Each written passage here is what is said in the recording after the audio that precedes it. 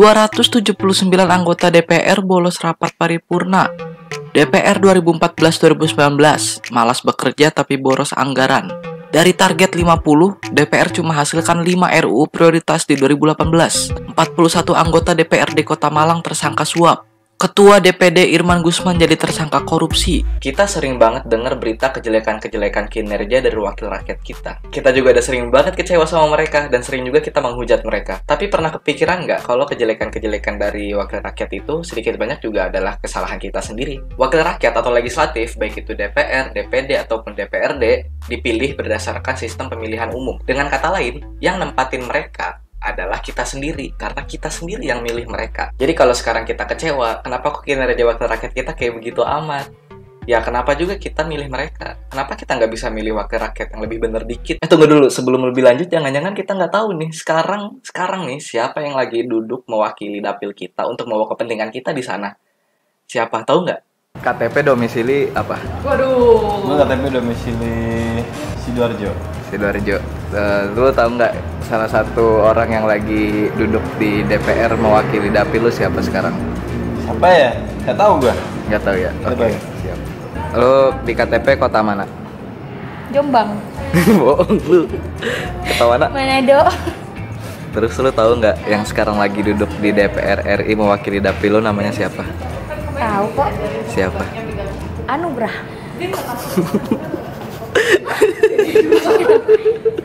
Oh, kenapa sih? Ya. Lu KTP domisili mana? Jakarta.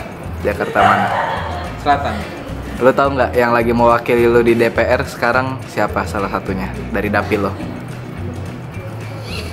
Gak tahu. Ya. Hai. Lu di KTP kota domisili mana? Gua Bekasi. Terus lu tahu nggak sekarang yang lagi duduk di DPR mewakili dapil lo siapa? Tapi kayaknya namanya ada, gue taunya tuh Ustadz Sanwani SAG gitu deh. Soalnya di rumah gue banyak tuh poster-poster dia tuh. Oh iya. DPR. Gak tahu udah DPRD kayaknya sih ya. DPRD ya? Bekasi gitu. Oh iya, oke. Thank you. Siapa? Lu kota domisili di mana? Tinggalnya di Depok. Di Depok. Dapil pemilihan Depok. Iya. Lu tahu nggak yang sekarang lagi duduk di DPR mewakili dapil lo namanya siapa? Hanif Dakiri. Lupa? Karena gue ngeliat balihonya di depan perumahan gue. Tapi emang dia menang.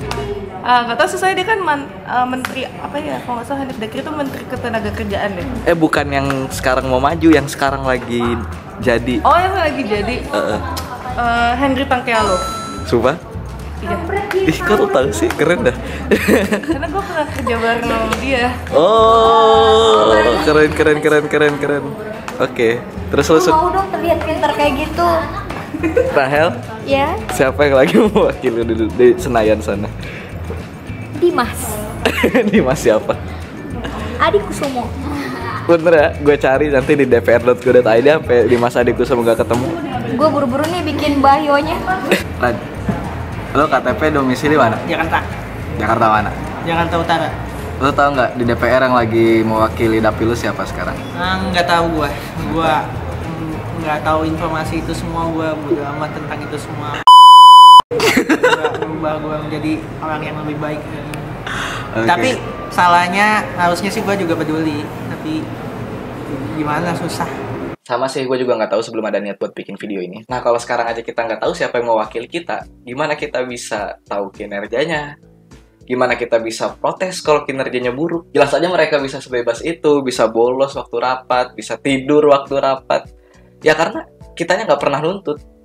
Gimana mau nuntut? Orang siapa yang mau dituntut aja kita nggak tahu. Yang duduk di sana untuk mewakili kita aja sekarang kita nggak tahu, nggak kenal. Sebenarnya ada jalurnya kalau kita pengen melakukan pengaduan atau mengajukan aspirasi. Seperti yang dijelasin di video sosialisasi ini. Datang langsung ke komplek DPR di Senayan, tulis surat atau ajukan saja lewat online. Tapi apakah kita pernah melakukannya? Mungkin kita aja nggak pernah kepikiran buat ngajuin aspirasi ke anggota dewan. Kalau begitu ya wajar aja kalau kita selalu ngerasa suara kita nggak diwakili sama mereka. Padahal mereka wakil kita. Harusnya mereka yang mewakili suara kita. Tapi kok kayak mereka ngelakuin sesuatu yang nggak sesuai sama suara kita. Ya mungkin karena kitanya nggak pernah nyampein suara itu dengan benar. Contohnya nih, waktu kasus iklan Blackpink diprotes oleh seorang Maimun dan dia bikin petisi untuk menurunkan iklan itu, sebenarnya banyak orang yang protes dan nggak setuju sama pendapat dia. Banyak orang juga yang memprotes petisinya dia. Tentu aja ini sah-sah aja ya dalam demokrasi. Bu Maimun bebas untuk menyuarakan pendapatnya akan iklan Blackpink itu yang dia nggak setuju. Orang-orang juga bebas untuk menyuarakan pendapatnya nggak setuju tentang pendapat Bu Maimun dan memprotes petisinya. Dua-duanya sah-sah aja. Di sini kita nggak ngomongin pendapat siapa yang paling bener ya, apakah pendapatnya Bu Maimun atau orang yang tidak setuju dengan Bu Maimun. Tapi coba lihat pada akhirnya gagasan siapa yang paling didengar oleh KPI. Gagasannya Bu Maimun untuk menghentikan iklan Blackpink. Kenapa? Karena Bu Maimun memperjuangkan pendapatnya. Dan nggak cuma lewat petisi yang dia buat, tapi juga dia audiensi ke anggota DPR. Dia audiensi ke KPI. Dia menempuh jalur yang semestinya dengan menyuarakan aspirasinya ke anggota DPR. Memanfaatkan fungsi DPR. Sementara yang nggak setuju sama dia, banyak banget. Tapi cuma nge-tweet sama nge-meme doang. Jadi jelaskan akhirnya gagasan siapa yang lebih didengar. Wajar. Atau mungkin itu memang bukan sepenuhnya salah kita juga. Mungkin emang sosialisasinya yang kurang dari lembaga legislatif. Untuk ngasih tahu rakyat, ini mereka mewakili kamu loh. Begini loh caranya kalau kamu ingin suaramu didengar. Begini loh caranya kalau kamu ingin mengajukan aspirasi. Mungkin sosialisasinya kurang nyampe atau kurang masif atau gimana. Bahkan mungkin aja karena kita juga banyak yang belum tahu apa bedanya DPR sama DPD, apa bedanya sama DPRD, DPRD provinsi bedanya sama DPRD kabupaten kota, terus fungsi dari semuanya ini apa, DPR untuk apa, DPRD untuk apa, DPD untuk apa. Mungkin juga banyak yang masih belum tahu tentang itu. Jadi gimana mau menyuarakan aspirasi? Tahu kalau bisa disuarakan aspirasinya kemana aja kita masih belum tahu. Atau mungkin juga jalur pengaduannya masih terlalu ribet atau masih terlalu jadul yang harus ke website, ngisi form, terus dapat nomor pengaduan, lalu nunggu nomor pengaduannya direspon dan segala macem. Mungkin emang harusnya udah ada cara pengaduan yang lebih cepat, lewat sosial media, lewat aplikasi, atau lewat nomor HP langsung dari anggota dewan atau gimana, gue nggak tahu. Tapi bagaimanapun juga, dari sisi kita, rakyat yang diwakili, menurut gue penting ya untuk melakukan komunikasi dengan wakil kita, menyampaikan keluhan-keluhan kita kepada mereka, menyampaikan aspirasi, menyampaikan saran kita kepada mereka. Menurut gue itu penting. Gue juga belum pernah ngajuin pengaduan atau aspirasi ke DPR. Jadi gue pengen coba nih nelpon DPR langsung, gimana ya? Gue nyari nomor HP anggota DPR RI dari dapil gue, nggak dapet informasinya, soalnya di websitenya cuma ada profilnya tapi nggak ada nomor yang bisa dikontak. Tapi di sini kan ada kontak DPR RI. Gue pengen coba nelpon humasnya deh, kira-kira bisa dapet nomor anggota dewan atau nomor kantornya nggak ya? Ya, sampai sini rencana gue adalah nelpon humas DPR, bilang gue konstituen dapil mana, dan pengen minta info nomor kantor DPR yang mewakili gue. Percobaan pertama nelpon ke nomor humas DPR, gak ada nada dering, dan beberapa lama langsung mati.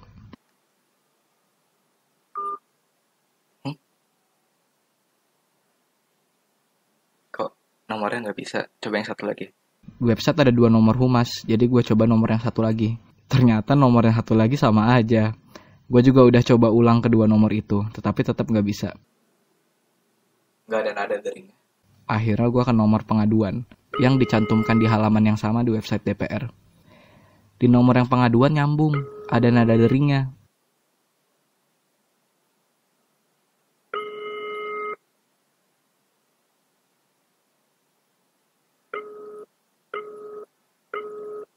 Tapi gak ada yang ngangkat.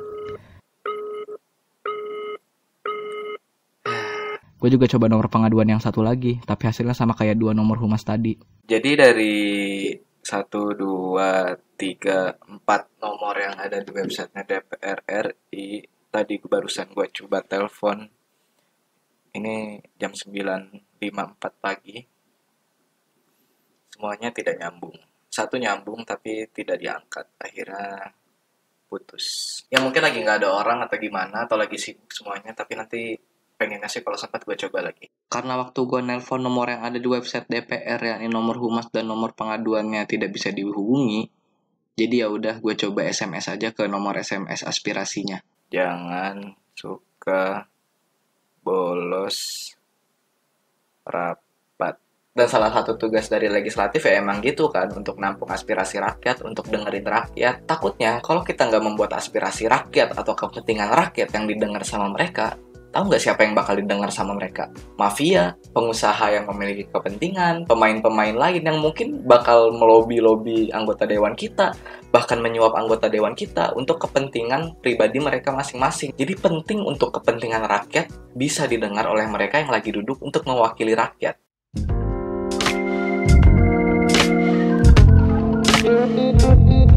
Kita terlalu disibukkan sama hingar-bingar pemilihan presiden ya. Kita milih 01 atau 02, Jokowi atau Prabowo. Kalau Jokowi naik nanti bakal jadi kayak gini, kalau Prabowo naik nanti bakal jadi kayak gini. Pilih Jokowi, pilih Prabowo. Kalau enggak nanti bakal begini. Tiap orang ribut, tiap orang saling fitnah, saling ejek. Tiap hari ada perang hashtag di Twitter.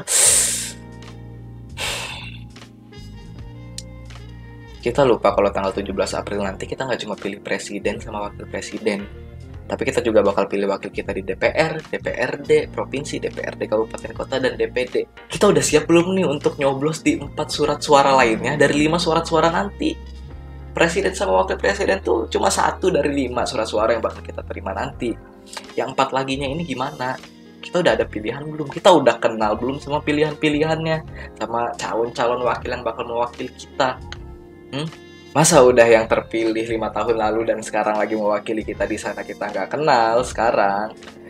Dan itu bakal pengen kita ulang lagi, nggak kenal calon yang akan mewakili kita 5 tahun ke depan. Apa mau kayak begini terus? Apa masih bakal betah untuk lihat berita-berita tentang kejelekan anggota DPR tidur lah, anggota DPRD berjamaah diciduk KPK lah, anggota DPR bolos rapat lah? Masih mau denger kayak gitu lagi? Coba kita pikirin ya, sekitar 92% petahana legislatif kita yang sekarang lagi menjabat bakal maju lagi untuk periode ke depan. Ini adalah orang-orang yang sama yang berada di periode DPR paling tidak produktif sepanjang masa. Ini adalah orang-orang yang sama yang masih suka kong kali kong. Ini adalah orang-orang yang sama yang masih suka bolos kerja. Ya gue juga tahu di antara semua anggota legislatif kita sekarang nggak semuanya buruk. Pasti ada yang benar-benar kerja keras untuk rakyat, yang benar-benar memperjuangkan kepentingan rakyat. Tapi masalahnya kita tahu nggak mereka siapa? Karena kita nggak tahu cara ngontrol mereka tuh kayak gimana. Kita nggak tahu cara lihat kinerja mereka kayak gimana. Kita nggak tahu pas rapat tuh mana yang memperjuangkan kita, mana yang enggak, sehingga bisa kita pilih lagi, mana yang nggak pengen kita pilih lagi. Selama ini kita cuma ya udah cuma milih terus nggak tahu apa yang ada di dalam gedung-gedung itu. Padahal ya anggota legislatif itu digaji pakai duit kita, dari pajak kita. Kita bayar untuk mereka kerja membawa kepentingan kita. Tapi mereka malah bolos, malah korupsi. Kalau kita pegawai swasta aja, terus kita sering bolos, performa kita buruk, kita nggak produktif, pasti bos kita bakal mecat kita. Karena ngapain dia ngabis-ngabisin uang buat ngegaji kita doang, tapi kitanya nggak produktif. Kita nggak bisa ngejalanin tugas dengan baik. Ya jelaslah dipecat. Nah ini wakil rakyat yang digaji pakai uang rakyat, tapi kalau kerjanya nggak bener, mau sering bolos, nggak produktif, tapi ya fine-fine aja, tetap aman-aman aja kerjaan mereka. Jadi ya lucu aja gitu, masa kalah sama kapitalis dalam hal ngejagain duitnya biar nggak rugi. Ini duit rakyat loh, rugi, dikorupsi bahkan. Oke, tapi gimana caranya jamin wakil rakyat yang bakal kepilih tahun ini bisa lebih baik daripada yang menjabat sekarang? Ya itulah tugas kita bersama, jangan sampai kita salah pilih lagi. Makanya sebelum pilih kita harus lihat benar-benar ini siapa calon yang bakal kita pilih. Dia becus nggak? Track recordnya gimana? Dia memperjuangkan kepentingan rakyat apa enggak? Dia kampanyenya kayak gimana? Apa yang mau dia bawa begitu duduk di kursi legislatif itu? Terus cara tahu itu semua gimana? Orang spanduk-spanduk mereka di pinggir jalan aja nggak ada yang ngomongin itu. Nggak ada tuh yang nyantumin visi misi mereka, nggak ada yang nyantumin mereka mau bawa apa nanti kalau udah duduk di sana, apa yang mau mereka perjuangkan. Yang ada cuma nama, nomor, sama partainya doang suruh nyoblos. Tapi kita nggak tahu apa yang bakal mereka bawa nanti kalau udah kepilih. Nah sialnya di situ kita emang harus ngerjain PR sih hitungannya. Kita harus effort lah untuk nyari tahu itu semua. Untungnya sekarang udah banyak platform yang nyediain profil-profil calon legislatif kita. Jadi kita bisa pelajari tuh di situ semua apa program yang bakal dia bawa, apa yang dia perjuangkan, track recordnya gimana, dia anaknya siapa, dan segala macam. Kita bisa lihat di calegpedia.id, tinggal pilih lokasi dapil kita, lalu lihat profil-profil calegnya. Ini juga bisa dilakukan di caleg2019.id. Pilih dapilnya dan lihat caleg-caleg yang ada di dapil kita. Bisa juga di temanrakyat.id yang punya rubrik unboxing caleg. Dan sesuai namanya, caleg-caleg beneran direview positif dan negatifnya, kayak lagi nge-unboxing. Jadi kita bisa lebih dapat pertimbangan. Nonton bincang-bincang dan debat para caleg juga bisa memberi kita gambaran akan kualitas mereka. Beberapa channel di YouTube, kayak channelnya Panji dengan rubrik Tubruknya, juga channelnya Asumsi dengan Pangeran Mingguan, kerap memberi panggung untuk para caleg untuk menunjukkan isi kepalanya. Nah itu jadi PR kita harus pelajari itu semua dan milih berdasarkan pertimbangan-pertimbangan itu. Bukan karena duit, bukan hanya karena dia keluarga jauh, atau bukan hanya karena kita sering lihat mukanya tempel di mana-mana setiap kita berangkat kerja dan pulang kerja. Karena memilih dengan pertimbangan rasional itu, lihat programnya apa yang mereka perjuangkan, track recordnya kayak gimana, kapabilitasnya kayak gimana. Itu adalah cara yang paling mendekati untuk menjamin kualitas anggota legislatif kita nanti lebih baik dari sekarang dan benar-benar memperjuangkan kepentingan rakyat. Ya, jadi intinya jangan cuma ribut-ribut pilpres doang, karena siapapun yang jadi presidennya, yang punya fungsi pengawasan untuk mengawasi mereka, biar nggak semena-mena, itu adalah anggota DPR. Siapapun gubernurnya, yang bakal mengawasi mereka adalah anggota DPRD provinsi. Siapapun wali kota atau bupatinya, yang bakal mengawasi mereka adalah DPRD kabupaten atau kota. Pikirin juga tuh legislatif kita. Pilih orang-orang yang baik, yang bisa mewakili kita bener-bener untuk kepentingan rakyat. Ngomongin pilpres mah udah tiap hari lah, udah capek bahkan. Tapi ngomongin pemilihan legislatif ini yang kayak orang-orang tuh masih banyak yang masih belum ngomongin. Masih banyak belum berdebat tentang calon-calon anggota legislatif. Bahkan kalau gue pribadi ya, mau lu pilih 01, mau pilih 02 atau golput. Tapi kalau bisa pemilihan legislatif harus milih yang terbaik tetap. Harus milih.